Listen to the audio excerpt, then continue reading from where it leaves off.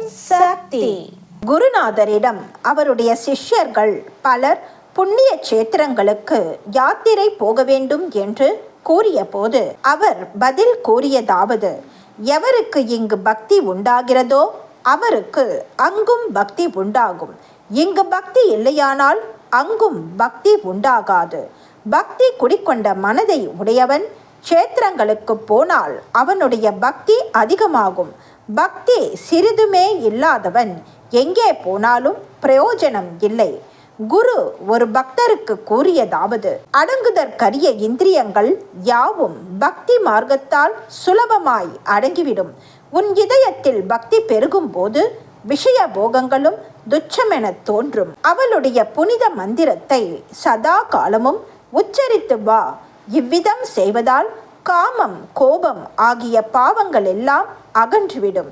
சரீர சம்பந்தமான சகல இன்பங்களும் உன்னிடமிருந்து விலகிவிடும். அரண்மனையில் உள்ள அரசனிடம் சென்ற பிச்சைக்காரன் அற்ப பொருள்களான பூசணிக்காய், சுரைக்காய் இவைகளை யாசிப்பானால் அவன் ஒரு மூடன் ஆவான். அதே போல பகவானது சந்நித்தியத்தை அடைய பெற்ற ஒரு பக்தன் விலை மதிக்க ஒண்ணாத ஞானம், வைராக்கியம், பக்தி இவைகளை விடுத்து சித்திகளை பிரார்த்திப்பானேயானால் அவனும் அப்பெரும் மூடனுக்கு ஒப்பாவான். முன் ஜென்மத்தில் தான தர்மங்கள் அதிகம் செய்தவர்கள் இப்பிறவியில் பணக்காரர்களாக பிறக்கிறார்கள் என்பது இயற்கை விதி.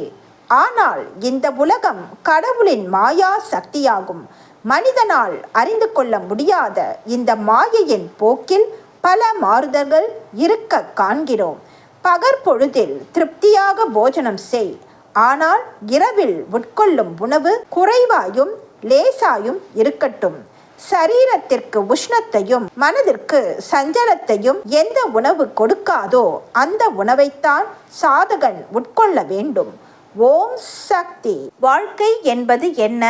ஐம்புலன்களை ஒருமுகப்படுத்தினால் வாழ்க்கை என்பது என்ன, எதற்கு என்று தெரியும். உங்கள் மனத்தில் உள்ள எண்ணங்கள் தான் செயலாக வெளிப்படுகின்றது. ஒரு குரங்கு தனக்கு பழம் கிடைக்கவில்லையே என்று நினைக்குமே தவிர மற்ற குரங்குகளை பார்த்து பொறாமைப்படாது. எவ்வளவு பழம் கிடைத்தாலும் தன் வாயிலும் கையிலும் அடைத்து கொள்ளும், மற்றவைகளுக்கும் கொடுக்கும். ஆனால் மனித இனம் அதிகார தோரணை கொண்டது. மற்றவர்களுக்கும் உதவும் மனம் வருவதில்லை. தாய் நன்றாக இருந்தால் குழந்தைகளை கவனித்துக் கொள்வாள். தாய் சரியில்லை என்றால் குழந்தைகளை யார் கவனிப்பது? அதுபோல நீங்கள் ஒழுங்காக இருந்தால்தான் குடும்பமும் ஒழுங்காக இருக்கும். மக்கள் வெள்ளம் அதிகமானாலும் ஆன்மீகத்தில் வெள்ளை உள்ளத்துடன் இருக்க வேண்டும். வெள்ளைக்கு இல்லை கள்ளச் சிந்தை. தன்னறிவு, தன் உள்ளம் ஆகியவற்றை கொண்டு தன்னைத்தானே பார்த்து கொள்ள வேண்டும். சோதனை, வேதனை, கஷ்டம், நஷ்டம் எல்லாவற்றிலும் அகப்பட்டால்தான் எல்லாம் நல்லதாக தெரியும். சோதனையை சாதனையாக மாற்ற கற்றுக்கொள்ள வேண்டும். இனிப்பே சாப்பிட்டாலும் திகட்டிவிடும். வாழ்க்கையின் கசப்பான அனுபவமும் வேண்டும். ஆன்மீகத்தில் நீங்கள் இன்னும் வளரவில்லை. ஒலி அலைகள் பல விதமான கருவிகளில் சேரும்போது இசை உருவாகிறது. அதுபோல இயற்கையில் தான் பல தெய்வங்கள் இருக்கின்றன. காற்றலையை கொண்டு இது எந்த இசை என்று தெரிந்து கொள்ளலாம். அதுபோல உன் உள்ளத்திலிருந்து வருகிற அலைகளை கொண்டு நீ யார் என்று தெரிந்து கொள்ளலாம். உலகத்தால் வெறுக்கப்பட்டவர்கள் என்னிடம் வந்தால் வளர்க்கப்படுவார்கள். வெளி வேஷத்தை வைத்து ஆன்மீகத்தில் ஒருவனை எடை போடக்கூடாது. கசப்பில் வேப்பிலை இருக்கிறது, வேப்பிலையில் கசப்பு இருக்கிறது. கசப்பில் பாகக்காய் இருக்கிறது, பாகக்காயில் கசப்பு இருக்கிறது. இது ஒன்றும் பெரிய தத்துவம் அல்ல. ஆனால் ஊன்றி கவனித்தால் இதில் உள்ள கருத்து விளங்கும். கசப்பு என்ற சுவையை வெளிப்படுத்த ஒரு பொருள் தேவைப்படுகிறது. அதுபோல ஒவ்வொரு பொருளுக்கும் ஒவ்வொரு சுவை தேவைப்படுகிறது. அதுபோல மனித உடலுக்கு உணர்வு தேவைப்படுகிறது. உடல் வளர்ச்சிக்கு உணவு, காற்று, தண்ணீர் தேவைப்படுகிறது. ஆன்ம வளர்ச்சிக்கு அறிவு தேவைப்படுகிறது. ஆன்ம வளர்ச்சியினால் தான் அமைதி கிடைக்கிறது. அதே போல உடலும் உணர்வும் ஒன்றோடு ஒன்று பின்னிக் கொண்டு வாழ்வதுதான் வாழ்க்கை. கல்யாண விருந்துக்கு சாப்பிட அமரும்போது முதலில் வருபவனுக்கு நல்ல சாப்பாடு கிடைக்கிறது, இடையில் வருபவனுக்கு சுமாராக கிடைக்கிறது, கடைசியில் வருபவனுக்கு சரியான சாப்பாடு கிடைப்பதில்லை. அதுபோல அவனவன் கர்ம வினைக்கு தக்கபடியே பலன் கிடைக்கிறது. நெருப்பிலிட்ட பொருள் எப்படி தூய்மை அடைகிறதோ அதுபோல ஆன்மீக பணிகள் செய்ய செய்ய உன் ஆன்மா தூய்மை அடையும். ஆன்ம வலி இருந்தால் எந்த வலியும் தெரியாது. பலனை எதிர்பாராமல் ஆன்மீகத்தில் ஈடுபட்டால் உயர்ந்த பலன் கிடைக்கும். ஒரே எண்ணம், ஒரே செயல், ஒரே பார்வை, ஒரே குணம் இவை இருந்தால் முன்னேற்றம் உண்டாகும். பிரச்சனை இருக்காது. அக்கிரமம் அதிகமானால் அமைதி கிடைக்காது. ஆன்மீகம் பெருக பெருக அமைதி கிடைக்கும். ஒரு துரும்பு கண்ணில் விழுந்தாலும் இரும்பு துருப்பிடித்தாலும் என்னவாகும்? ஆன்மீகத்தில் துருப்பிடிக்காமல் பார்த்து கொள்ள வேண்டும். அழிவுகள் வர காத்திருக்கின்றன. நல்லது செய்தாலும் பொறாமைதான் ஏற்படும். சொத்து சுகம் துணை வராது. ஆன்மீக துறையில் ஈடுபடுவதால் எந்த அழிவும் இல்லை. எந்த அளவு தருமம் செய்கிறாயோ அந்த அளவு பலன் உண்டு. ஆன்மீகத்தில் ஒற்றுமை அவசியம் என்று உங்களை செவ்வாடை போடச் சொன்னேன். மகளிர் முன்னேற்றத்தை வற்புறுத்தினேன். அதற்கு இன்று பலன் கிடைக்கிறது. நல்ல எண்ணங்களால் என்ன பயன்? மனித மனத்தில் நல்ல எண்ணங்கள் இருந்தால் அது கற்பகத் தருவை போல எல்லா நன்மைகளையும் கொடுக்கும். தீபத்தில் எண்ணெய் ஊற்றி திரி போட்டு ஏற்றினால் வெளிச்சம் தருவது போல உடலுக்கு ஏற்ற உணவும் மனதுக்கு ஏற்ற நல்ல எண்ணங்களும் இருந்தால் வாழ்க்கை நன்றாக அமையும். தங்கத்தாலும் வைரத்தாலும் உருவாகின்ற பொருளுக்கு ஆபத்து உண்டு. தர்மத்திற்கும் கல்விக்கும் ஆபத்து இல்லை. நகை என்றால் பாதுகாப்பு அவசியம். ஒருவரிடம் எவ்வளவோ நல்ல குணங்கள் இருக்கலாம், ஓரிரண்டு தீய பழக்கங்களும் இருக்கலாம். எண்ணெயும் தண்ணீரும் கலந்து இருந்தாலும் தண்ணீரிலிருந்து எண்ணெயை பிரித்தெடுப்பதைப் போல ஒவ்வொருவரும் தங்களிடம் உள்ள தீய பழக்கங்களை தாங்களே உணர்ந்து பிரித்தெடுத்து விலக்கிவிட வேண்டும். இது முக்கியம். சாக்கடையிலும் புல் முளைக்கிறது, செம்மண்ணிலும் புல் முளைக்கிறது, சேற்றிலும் புல் முளைக்கிறது. அதுபோல ஆன்மீகத்தில் வளர்ச்சி இருக்கும்போது சலசலப்புக்கள் இருக்கும். ஆதியும் அந்தமும் நதி மூலமும் ரிஷி மூலமும் ஆகியவற்றை அறிந்து கொள்ள முடியாது. பண்பையும் பாசத்தையும் பக்தியையும் புரிந்து கொண்டால் போதும். குழந்தை சிரித்து கொண்டே இருந்தால் அதன் தேவையை யாரும் கண்டு கொள்ள மாட்டார்கள். குழந்தை அழுதால்தான் பாலை பெற முடியும். அதுபோல அழுதால்தான் பலன் பெற முடியும். வேதனைத்தான் சாதனைக்கு வழிவகுக்கும். நல்ல எண்ணம் இருந்தால் எண்ணிக்கை எதற்கு? ஆன்மீகம் இருந்தால் போதும். மற்றவர்களிடம் பாசம் காட்டி வந்தால் நீ பாவம் செய்ய முடியாது. உன் மனம் தூய்மையாக இருந்தால் எந்த வினையும் கிடையாது, சூனியமும் கிடையாது. உங்களை எல்லாம் ஆன்மீகத்தில் ஈடுபட வைத்து அதை செய் இதை செய் என்று சொல்வதெல்லாம் எனக்காக அல்ல, அடிகளாருக்காக அல்ல, உங்கள் நன்மைக்காகவே சொல்கிறேன்.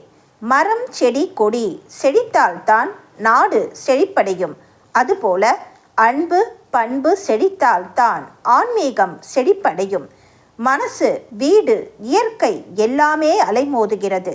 எண்ணமும் செயலும் ஒன்றுபட வேண்டும். மனிதனாக பிறப்பதற்கு மாதவம் செய்ய வேண்டும் என்று கூறுவார்கள். ஆனால் இப்போது மனிதன் அறிவாளோடு பிறக்க வேண்டி உள்ளது. எவ்வளவு பணம் வசதி இருந்தாலும் செய்த பாவத்தின் தொடர்பினால் அதற்கேற்ப பிள்ளைகள் ஊனமாக பிறக்கின்றன. பல குச்சிகளை சேர்த்து கூட்டாக கட்டினால் அந்த கட்டை உடைக்க முடியாது. அதுபோல மனக்கட்டுப்பாட்டுடன் இருந்தால் உன்னை யாராலும் அசைக்க முடியாது. தான் கண்டுபிடித்த விஞ்ஞானமே தன்னை அழிக்கும். வாரம் ஒரு நாள் மனக்கட்டுப்பாட்டுடன் இருக்க வேண்டும். உலகத்தில் ஆறும் ஓடிக்கொண்டு இருக்கிறது, சாக்கடையும் ஓடிக்கொண்டு இருக்கிறது. நீங்களும் வாழ்ந்து கொண்டுதான் இருக்கிறீர்கள். ஆன்மீகத்தில் கொடுக்கிற வாய்ப்புகளை பயன்படுத்தி கொள்ள வேண்டும். தாய் பறவையால் மட்டுமே அல்லாமல் சூரிய ஒளியினாலும் கொஞ்சு பொறிக்கலாம்.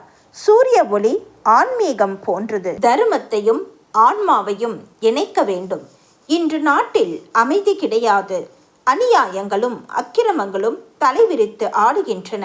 வெடிகுண்டு, வெடி விபத்து, விமான விபத்து, பூகம்பம் என பேசும்போதே போக வேண்டியிருக்கிறது. தாய் தந்தை குழந்தை என்ற பாசத்தோடு வாழ்கிறீர்கள். எரிந்து சாம்பலாகும் போது எலும்புக்கூடு அழிவதில்லை. எண்ணங்களோடும் எண்ணிக்கையோடும் வாழ்வதை விட தர்மத்தையும் ஆன்மாவையும் நினைக்க வேண்டும்.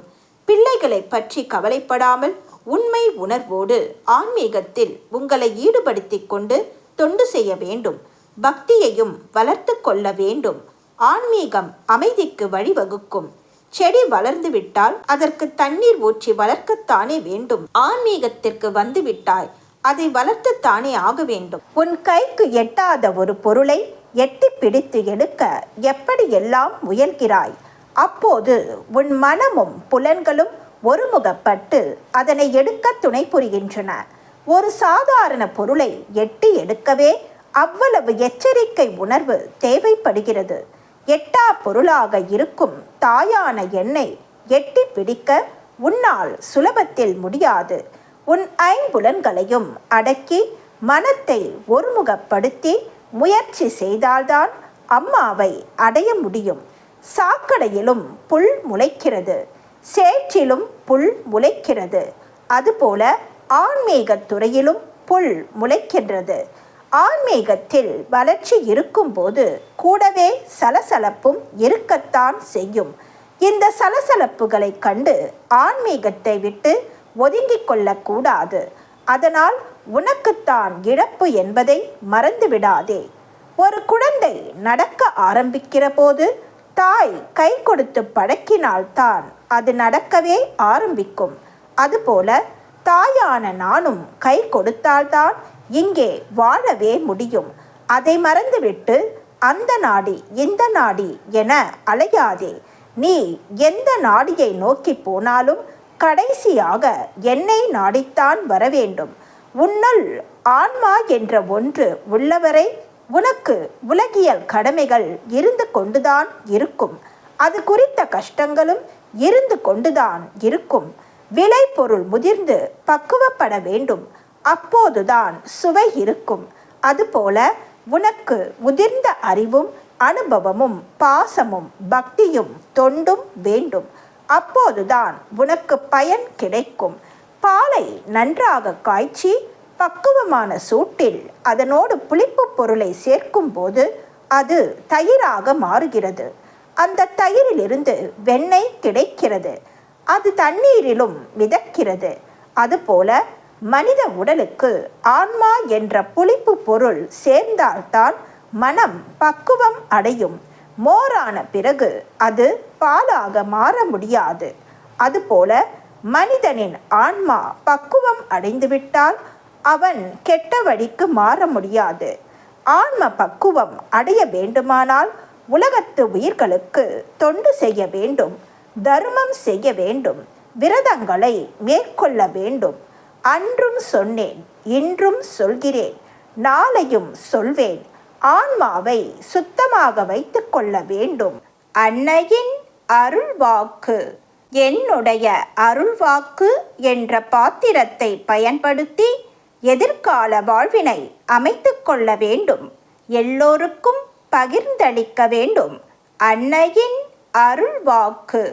Please share and subscribe. Om Sakthi.